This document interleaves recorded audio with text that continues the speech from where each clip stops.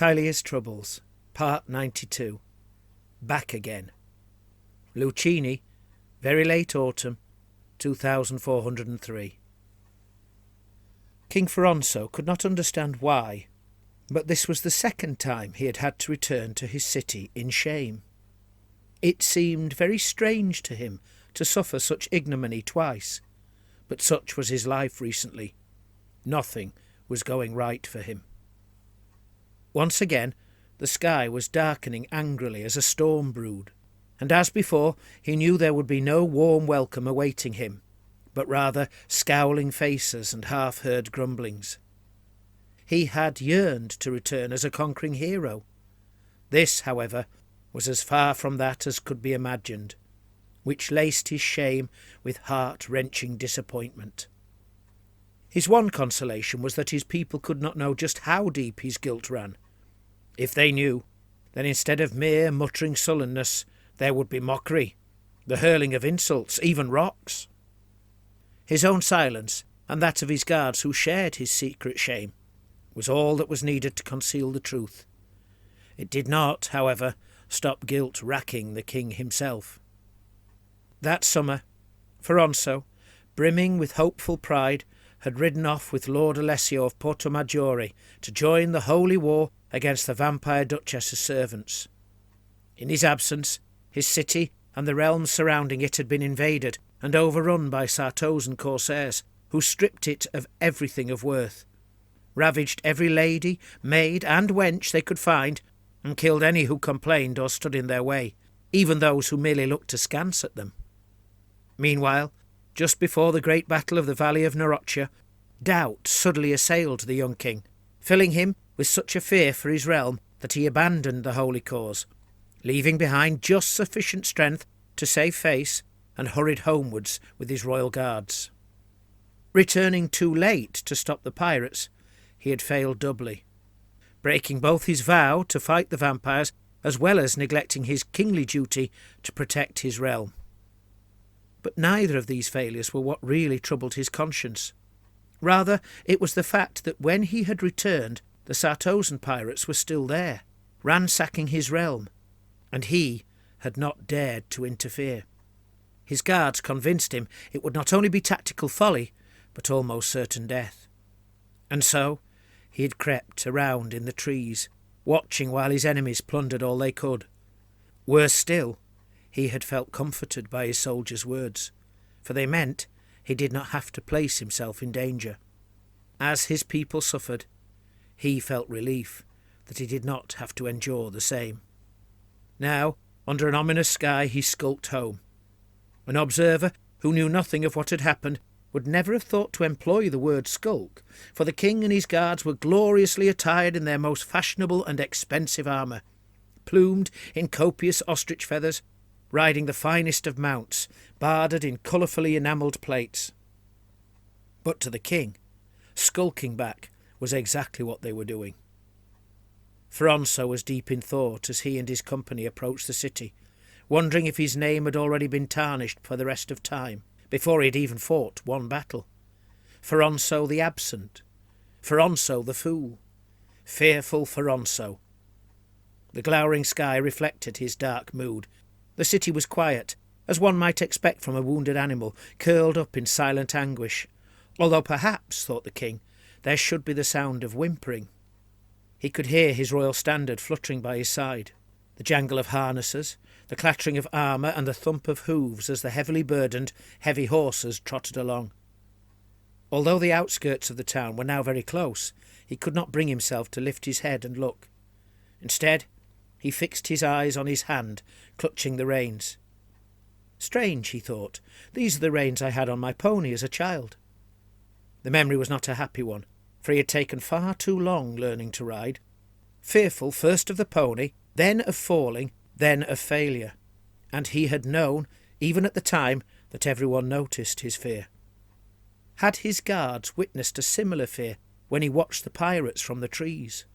Were his people about to see his fear as he rode through the streets to his palazzo? How could anyone hope to hide so much fear? Reluctantly, he lifted his head and glanced at a little knot of people close by. And yes, they seemed as sullen as he had expected. There were not many of them, some children, some old folk, a few women, and a staff-bearing monk. Not the crowd a returning hero would deserve, the crowd he had imagined when he had set off months ago with Lord Alessio. Was it terrible, he now asked himself, to wish the pirates had burned his city and butchered these wretches, so that his present shame would not be witnessed? Of course it was, he chided himself. He would never want such a thing. In truth, what he really wanted, more than anything, was the privacy and comfort of his palazzo, where such pitiful folk could not see him. Let them live their miserable lives, and not heap that misery on him. To reach the street leading to his palace, he had to ride further along the city's periphery. As he did so, more people came out to watch. Like before, he tried not to look at them, but he could not help himself. This time he saw there were men among the people, some sturdy fellows too. Where had they been when his city needed defending? Why should he shoulder all the blame? Then he realised the men were armed. This was something the Sartosans would never have allowed while they occupied the city, which meant these fellows must surely have fled, returning only after the pirates had departed. What base cowards could do such a thing? Or perhaps these men hid their weapons during the brief and brutal occupation, cowering before the pirates and begging for mercy. What annoyed him most was such men were able to stand amongst the people without any apparent malice directed towards them, while he himself had to suffer every sharp, accusative stare. Something was niggling at him, more than his shame, more than his disgust that the men did not look ashamed too. There was something wrong about them. He could see a long-barrelled musket, a bearded fellow clutching 2 axes, a blunderbuss in the hands of a dwarf. A horrible thought struck him. Had some pirates stayed here in his city? Were his subjects so bruised and bewildered that they had feebly allowed these men to remain amongst them? It made no sense, unless... Was this treachery? Had Barone Vittorio lied when he said the Sartosans had gone? Did his own courtiers and guards despise him so much that they were willing to hand him over to his enemies? Was he to be held hostage until the pirates had whatever else they wanted? All these thoughts were surely madness. His burning guilt must be broiling his brains and addling his mind. It was the Barone who had advised him against challenging the pirates with a force entirely insufficient to defeat them. If any should be blamed for inaction and made a hostage, it should be the Barone. Or did that make no sense? He shook his head in confusion, unable to straighten his thoughts, nor order them sensibly. Who had done what to whom, with whose help, and why, oh why, had they done it? There were more people gathered further along. Once again he stared at his horse's reins, hoping to busy his mind with the act of riding, and so avoid looking upon his subjects. The reins were not those of his old pony, as he had thought moments ago. Of course not. They could not possibly be, as his horse was far too big for them. What had he been thinking? Then something caught his eye. Another gun.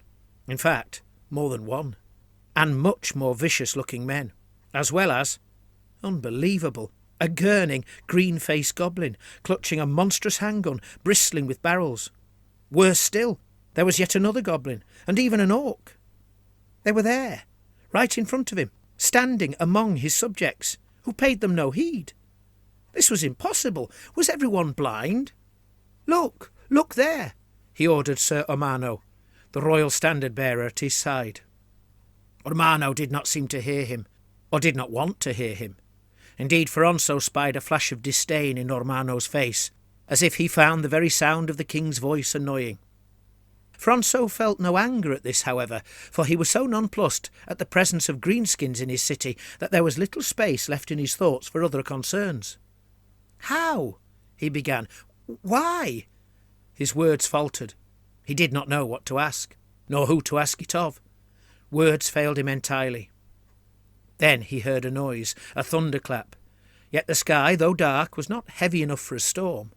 Then came another boom, like the last, from somewhere in the city. Was it cannon fire? His horse seemed oblivious to the sound, his guards ignorant of it. Why could only he hear it? More than this, there were other sounds too that made no sense. He could hear wind and lashing rain, despite there being no such things. And though the people, including the greenskins, stood silent, he could hear shouting too. I'm not going into the city, he decided, and pulled on the reins. But the leather was rotten and snapped, leaving him clutching a ragged remnant. His company of guards, despite his unvoiced wish to flee, were turning towards the houses. His horse, unyielding to any command and now reinless, turned with them. Before them stood more people. This time they were pirates all, plain as day, including goblins, brutish orcs and sea dogs clutching every kind of gun. Why couldn't his guards see? Why had Vittorio allowed him to come here? Where was the baroni? Everything was wrong. It was obviously not safe to return to the city. Another boom sounded, startling him, and someone was shouting. "Wake up, sire! Please, hurry!" There was a man before him, sharply silhouetted by the bright light flashing through the window behind. "The Sartosans came back, sire! Wake up!" It was Vittorio's voice. A peal of thunder followed the flash, the same as the sound in his dream. As soon as Ferronso sat up, Vittorio took his hands and began hauling him out of the bed. "The storm must have forced them back," said the baroni. "The streets are swarming with them. Hurry, please, sire, we must leave. We must get you to safety."